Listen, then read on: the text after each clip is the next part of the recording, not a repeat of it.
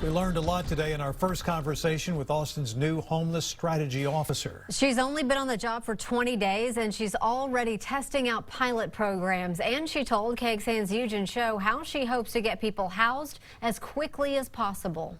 Lori Pompilo-Harris has been getting to know Austin. That included a visit. Heard a lot of stories of resiliency and struggle. To homeless camps under Ben Light Boulevard. We met somebody who said, you know what, if I just had my ID, I could end my own homelessness. She says her objective is clear. The goal is to have a crisis response system that meets people where they're at as quickly as possible to get them housed as soon as possible. She told us she's first looking at how we provide services to meet people's immediate needs. Do they need medical care, mental health care, or just a new ID? We can help you figure out long-term solutions for a lot of the problems you're facing. The city is wrapping up a 4-week pilot, a one-stop shop resource center. It was inspired by a pop-up clinic that happens every other month. Austin Travis County EMS has been hosting pop-up clinics since July 2017. They have a list. They know I need to get insurance today. I need to see a doctor today.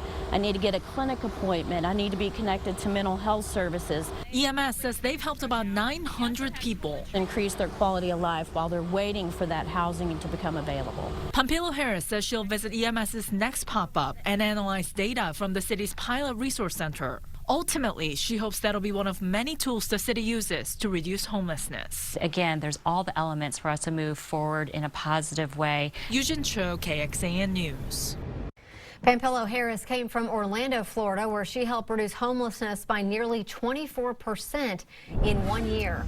The Downtown Austin Alliance wants the city's no camping and no sit, stand, lie ordinance reinstated.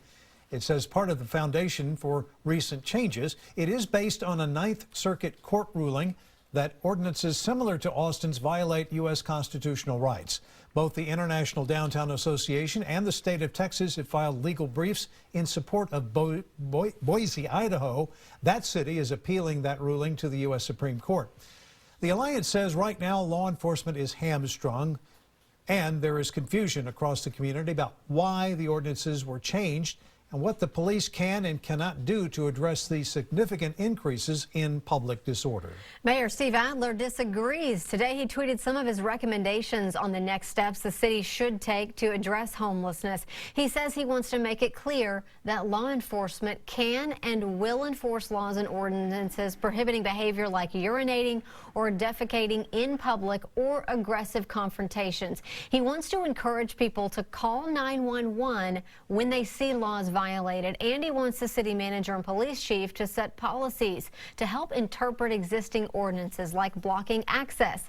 He suggests 4 feet of clearance on sidewalks and 6 feet around entrances.